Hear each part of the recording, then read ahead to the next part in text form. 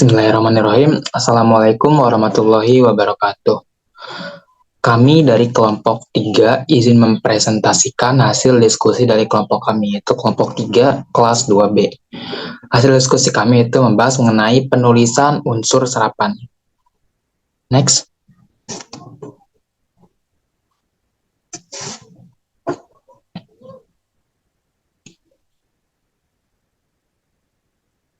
Oke. Di sini kami memiliki beberapa anggota kelompok.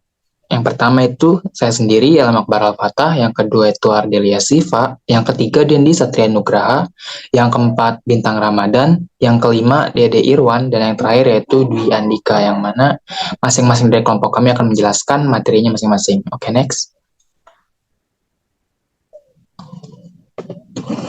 Di materi ini terbagi menjadi 4 bagian. Yang pertama itu pengertian kata serapan, yang kedua kata serapan dalam bahasa Indonesia, yang ketiga bentuk penulisan kata serapan, dan yang keempat contoh unsur serapan. Next.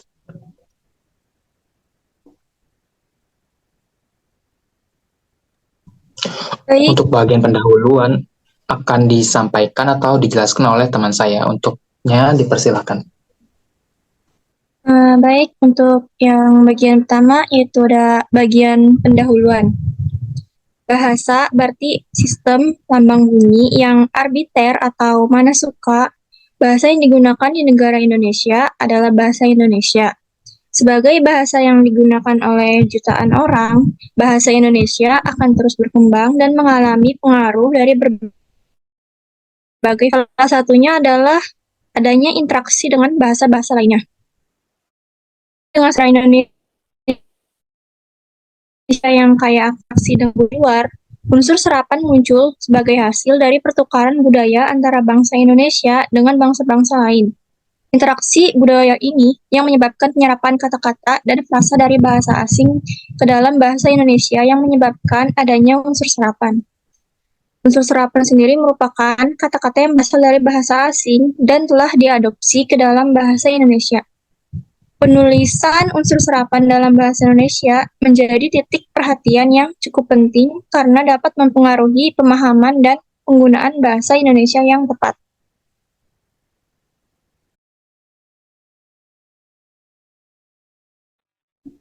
Baik, untuk materi selanjutnya itu pengertian kata serapan akan dilanjutkan oleh teman yang lainnya. Next.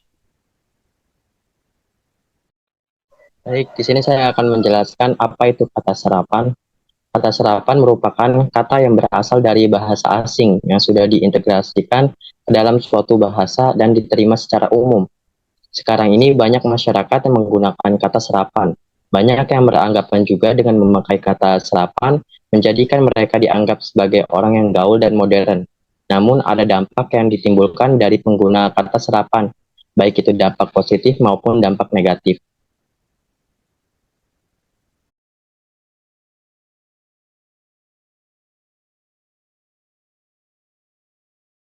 Selanjutnya akan dijelaskan oleh teman saya. Baik, yang kedua, kata serapan dalam bahasa Indonesia. Next. Dalam perkembangannya, bahasa Indonesia mengambil unsur atau kata dari bahasa lain, seperti bahasa asing dan bahasa daerah. Banyak sekali kosakata asing dan daerah yang digunakan dalam bahasa Indonesia, seperti pada tabel di samping, ada asal bahasa dan jumlah kata yang diserap. Itu ada Arab 1465 kata, Belanda 3280 kata, Hindi 7 kata, Inggris 1610 kata, Parsi 63 kata, Portugis 131 kata, Sanskerta 677 kata, Tamil 83 kata, Tionghoa 290 kata. Next. Berikut ada 4 cara kata serapan masuk ke Indonesia. Yang pertama, cara adaptasi. Terjadi apabila pemakaian bahasa hanya mengambil makna kata asing itu, sedangkan ejaan atau penulisannya disesuaikan dengan ejaan bahasa Indonesia. Yang kedua, cara adopsi. Terjadi apabila pemakaian bahasa mengambil bentuk dan makna kata asing itu secara keseluruhan. Yang ketiga, penerjemahan. Terjadi apabila pemakaian bahasa mengambil konsep yang terkandung dalam bahasa asing itu. Kemudian kata tersebut dicari pendanaannya dalam bahasa Indonesia. Yang keempat, kreasi terjadi apabila pemakaian bahasa hanya mengambil konsep dasar yang ada dalam bahasa Indonesia.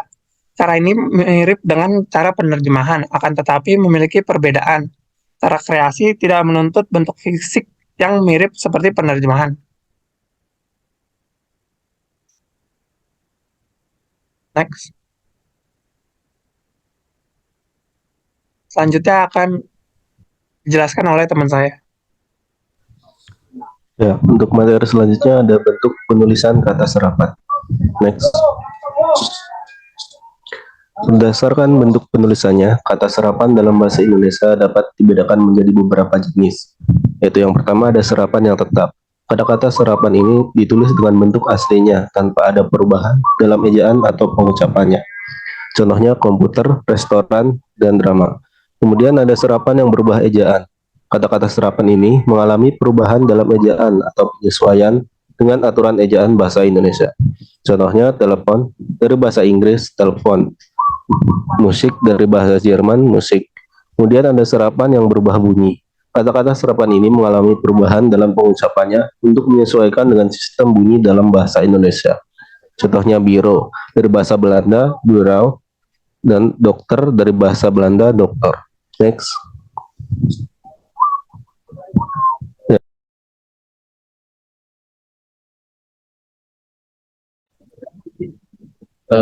Lalu ada bab 4 yaitu contoh unsur serapan.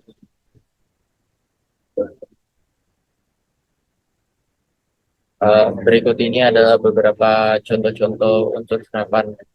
Yang pertama ada dari bahasa Arab, yaitu huruf jim Arab menjadi J, ada kata jariyah menjadi jariyah, ada jenazah menjadi jenazah, ada ijazah menjadi ijazah, ada huruf Qaf menjadi K, yaitu akikah menjadi akikah, makom menjadi makam, mutlak menjadi mutlak, ada wawu Arab menjadi W, ada jadwal menjadi jadwal, ada takwa menjadi takwa, ada wujud menjadi wujud.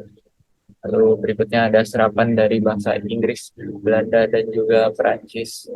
Ada cluster, huruf C jadi cluster, ada katalis jadi katalis, construction jadi konstruksi, konsul jadi konsul, gabungan huruf CR Belanda, Inggris, Prancis jadi KR, ada kreatif jadi kreatif, ada krematai menjadi kremasi, ada kritik jadi kritik, ada gabungan huruf PH menjadi F, ada mikrofon jadi mikrofon, ada pace menjadi fase, spektograf menjadi spektograf, selalu ada juga serapan dari bahasa daerah, gabungan huruf EU dalam bahasa Aceh, Sunda, dan Rejang yang dilafalkan EU, ada menasa, ada keke, sadem jadi sadem.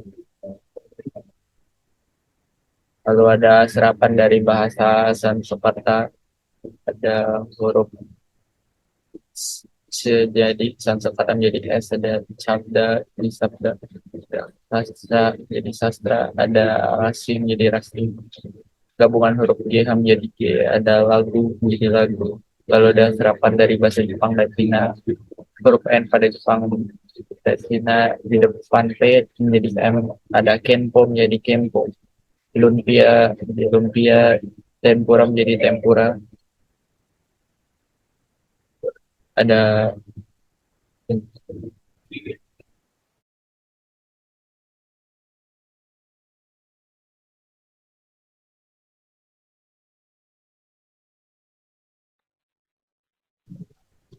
Baik. Mungkin cukup sekian pemaparan dari kami kelompok 3 mengenai materi penerapan penulisan unsur serapan. Ya, untuk selebihnya saya cukupkan. Saya mewakili teman-teman saya dari kelompok 3 mengucapkan terima kasih dan sekian. Wassalamualaikum warahmatullahi wabarakatuh.